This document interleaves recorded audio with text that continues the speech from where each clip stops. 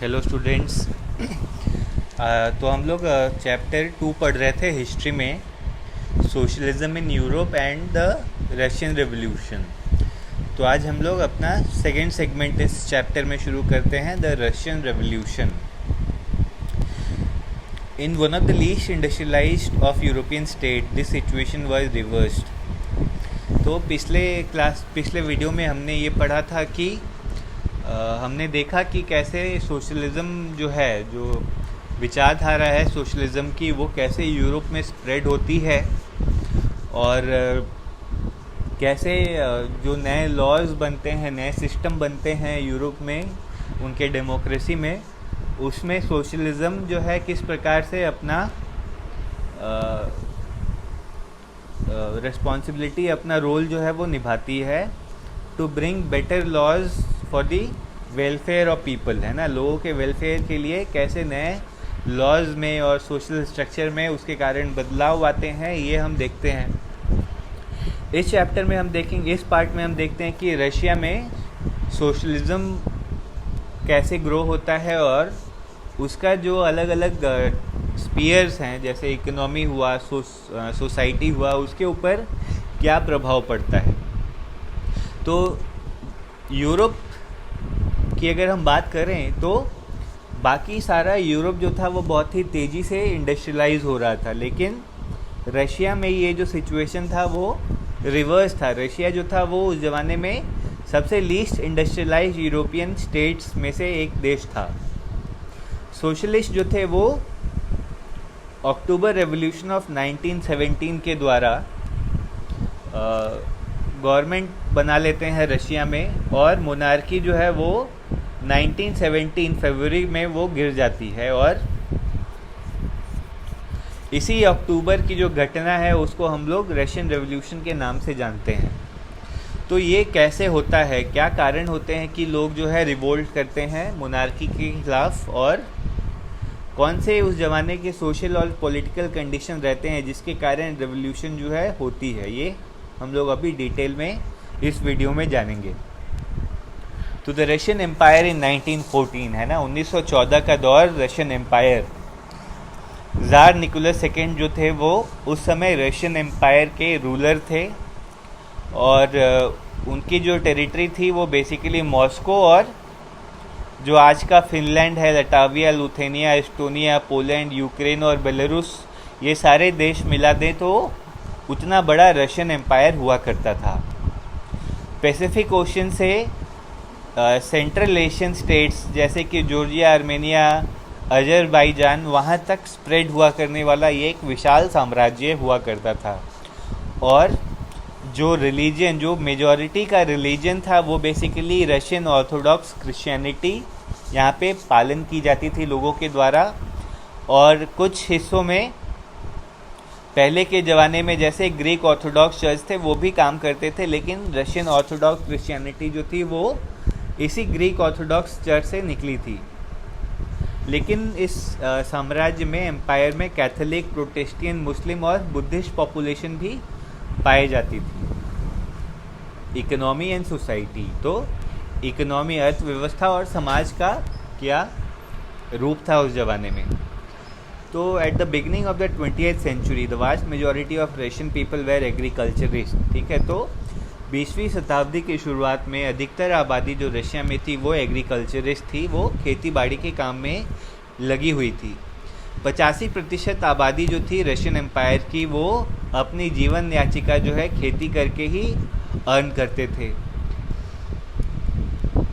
ये जो प्रपोर्शन है, जो पॉपुलेशन का, आबादी का जो टोटल परसेंटेज है जो एग्रीकल्चर में लिप्त थी, ये अगर हम बाकी यूरोप के देशों के साथ कंपेयर करें तो रशिया में सबसे अधिक आबादी जो थी वो खेती के ऊपर निर्भर थी।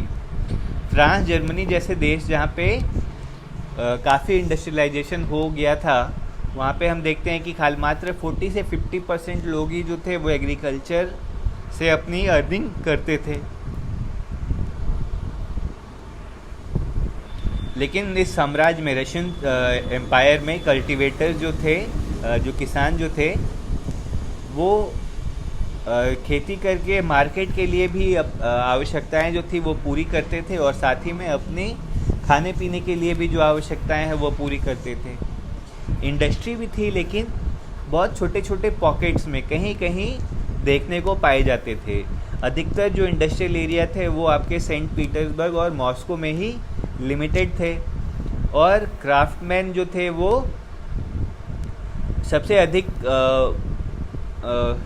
प्रोडक्शन में उनका योगदान था। क्राफ्टमैन मतलब जो छोटे क्राफ्ट बनाने वाले लोग होते हैं, उस प्रकार के लोगों का मैन्युफैक्चरिंग में अधिक योगदान हुआ करता था, और ये लोग जनरली अपने वर्कशॉप में छोटे छोटे वर्कशॉप के जरिए काम करते थे। बड़ी फैक्ट्रियाज भी थीं, लेकिन मेजर प्रोडक्शन छोटे वर्कशॉप से निकलती थी। 1819 के समय में काफ़ी सारे नए फैक्ट्री जो थे उनकी शुरुआत होती है, और रशिया का रेलवे नेटवर्क जो है उसको भी बढ़ोतरी मिलती है, एक्सटेंशन होता है, और फॉरेन इन्वेस्टमेंट भी जो है इंडस्ट्री के अंदर आना शुरू होती है। कोल प्रोडक्शन जो था वो 1900 के दौर में 2 गुना हो जाता है, और आयरन और स्टील का जो उत्पाद है वो 4 गुना बढ़ोतरी देखने को मिलती है। और कुछ एरियाज़ में फैक्ट्री वर्कर्स और जो क्राफ्टमैन थे उनकी आबादी जो है वो भी इक्वल हो जाती है। मतलब there were equal number of small craftsman as well as equal number of factories which employed similar number of people. ठीक, तो most industries was the private property of industrialist. अधिकतर इंडस्ट्री जो थे वो प्राइवेट कुंजीपतियों के निजी संपत्ति के तौर में थे, प्राइवेट प्रॉपर्टी थे लोगों के। और गवर्नमेंट जो थी वो बड़े फैक्ट्रीज़ को सुपरवाइज़ किया करती थी, ताकि वर्कर्स के लिए जो मिनिमम वेज है और लिमिटेड आवर ऑफ वर्क है वो सुनिश्चित कराया जा सके। हम लोग जानते हैं कि जब इंडस्ट्रियलाइजेशन की शुरुआत हुई थी स्टूडेंट्स, तो लेबर वेलफेयर के नाम पे कुछ भी नहीं होता था, लेबर का एक्सप्लॉयटेशन ही किया जाता था। ठीक है, तो शुरुआती दौर के जो फैक्ट्रीज थे उनमें लेबर्स के वर्किंग आवर जो थे 18-18 घंटे होते थे, और कोई रेस्ट पीरियड नहीं दिया जाता था, कोई लंच ब्रेक की सुविधा नहीं थी, कोई रेस्टिंग एरिया, क्लीनलीनेस एरिया, ये सब चीज़ों पे कुछ भी ध्यान नहीं दिया जाता था। तो लेकिन रशिया में जो थी वो गवर्नमेंट जो थी वो बड़े फैक्ट्रीज़ को सुपरवाइज़ करती थी, ये सुनिश्चित कराने के लिए कि मिनिमम वेजेस जो है लेबर्स को वो दिए जाए। मिनिमम वेजेस का मतलब है कि एक मिनिमम लेवल ऑफ उनका अर्निंग जो है वो सुनिश्चित ही उनको मिले।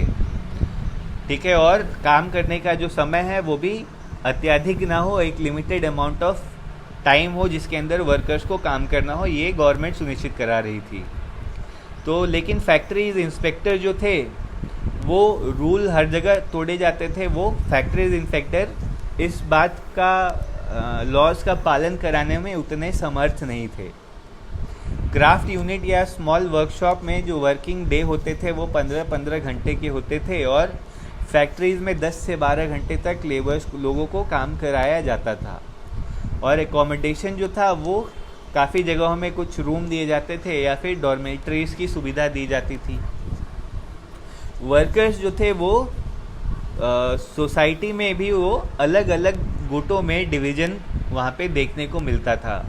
तो जो वर्कर्स ग्रामीण क्षेत्रों से बिलोंग करते थे, शहर में आके काम करते थे और वापस गांव चले जाते थे, तो वो एक समुदाय बनाए हुए थे। दूसरे वर्कर्स जो थे जो परमानेंटली शहर में रह गए थे, तो उनका भी एक कम्युनिटी था। उसी प्रकार वर्कर्स का जो विभाजन है वो कौन सा काम कर सकते हैं, उनके स्किल के ऊपर भी बेस था। तो मेटल वर्कर्स जो थे वो अपना एक ग्रुप बनाए हुए थे, और वो अपने आप को मेटल वर्कर जनरली एरिस्टोक्रेट समझते थे बाकी वर्कर्स के बीच में, है ना। मेटल, क्योंकि इंडस्ट्रियलाइजेशन जनरली उस ज़माने में मेटल वर्क के ऊपर ही अधिक ग्रो हो रहा था, और तो जो भी मेटल वर्कर्स थे उनका हाई वैल्यू हाई डिमांड था, इसीलिए वो अपने आप को बाकी वर्कर्स से ज़्यादा स्पेशल, ज़्यादा बढ़िया समझते थे, और उनके ऑक्यूपेशन के लिए अधिक ट्रेनिंग की भी आवश्यकता थी, अधिक स्किल की भी आवश्यकता थी। फैक्ट्रीज़ में काम करने वाले कुल लेबर में 31% की आबादी जो थी वो महिलाओं की भी थी 1914 के दौर तक। लेकिन उनका जो वेजेस था, जो तनख्वाह मिलती थी, वो पुरुषों के कंपैरिजन में आधी हुआ करती थी या 2/3 हुआ करती थी।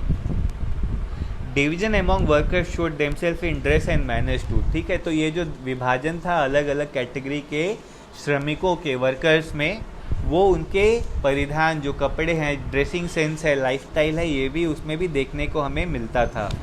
कुछ वर्कर्स जो थे वो अपना एसोसिएशन भी बनाए थे, और उसमें जो अनएम्प्लॉयमेंट है या जब फाइनेंशियल हार्डशिप होती थी, जब आर्थिक दिक्कतें पैदा होती थी, तो इस एसोसिएशन का इस्तेमाल करके जो बेरोज़गार वर्कर्स हैं, जो जिनको भी कोई आवश्यकता है उस प्रकार के वर्कर्स की, ऐसे एसोसिएशन जो हैं सहायता किया करते थे।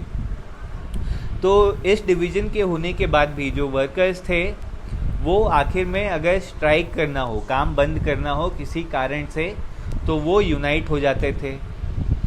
जब भी वो एम्प्लॉयर्स के साथ, जो मालिक हैं उनसे अगर डिसएग्री करेंगे, अगर मालिकों की कोई बात वर्कर्स को लगेगा कि उनका नुकसान होने वाली बात है, तो वो डिसएग्री करते थे। और साथ में जब भी उन्हें लगता था कि उनका वर्किंग कंडीशन जो है वो सही नहीं है, या किसी वर्कर्स को बिना कारण के मालिक अपने इच्छा से बस निकाल दिया जा रहा है, ऐसे कंडीशंस में ये वर्कर जो थे अपने हितों की रक्षा के लिए यूनाइट हो जाते थे, और स्ट्राइक जो है या वर्क स्टॉप जो है उसको भी बुलाया जाता था।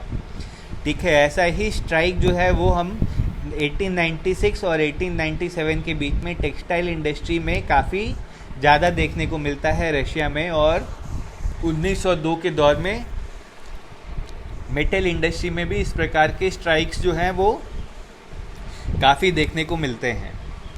कंट्री साइड मतलब ग्रामीण एरिया में जो पीजेंट्स थे, किसान थे, वे अधिकतर जो लैंड था वो उसको कल्टीवेट किया करते थे। लेकिन ये जो लैंड थे ये नोबिलिटी और चर्च के बिलोंग करते थे, उनके खुद के लैंड नहीं थे। तो जिस प्रकार से शहरों में वर्कर्स डिवाइडेड थे, उसी प्रकार से ग्रामीण क्षेत्रों में किसान भी जो थे वो डिवाइडेड थे, और साथ में वो बहुत ही डीपली रिलीजियस भावना भी रखते थे। कुछ केसेस को अगर हम छोड़ दें तो नोबिलिटी के लिए जो किसान थे उनके मन में कोई भी इज्जत या रेस्पेक्ट नहीं था। नोबल जो थे उनको उनका जो पावर था, जो शक्ति थी, उनको अपने पोजीशन से मिलती थी, जो कि वो ज़ार, जो कि उस ज़माने के राजा थे, उनके साथ उनका रिलेशन होने के कारण उनको दिया जाता था, और लोकल पॉपुलैरिटी के कारण नहीं मिलती थी, है ना। ऐसा नहीं था कि किसानों के बीच में कोई व्यक्ति बहुत ज़्यादा पॉपुलर है, समर्थ है, तो इस कारण से उसको लोकल रूलर बना दिया गया, ऐसा नहीं था।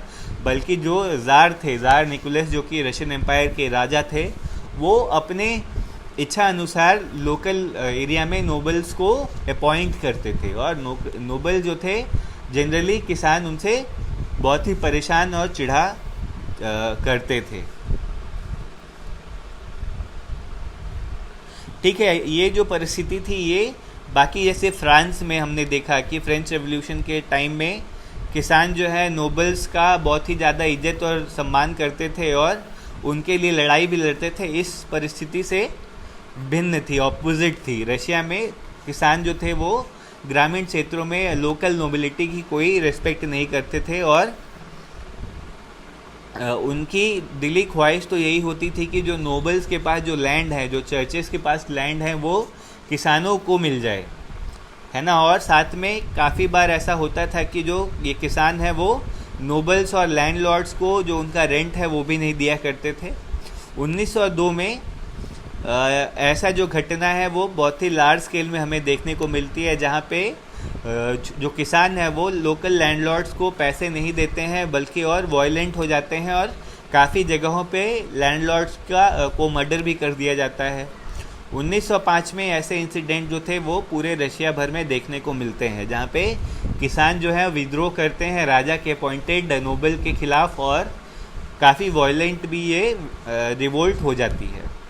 Russian peasants were different from other European peasants in another way. They pooled their land together periodically, and their commune divided it according to the needs of individual families. ठीक है, तो Russian जो किसान थे वो बाकी यूरोप के किसान से और भी एक मामले में डिफरेंट थे।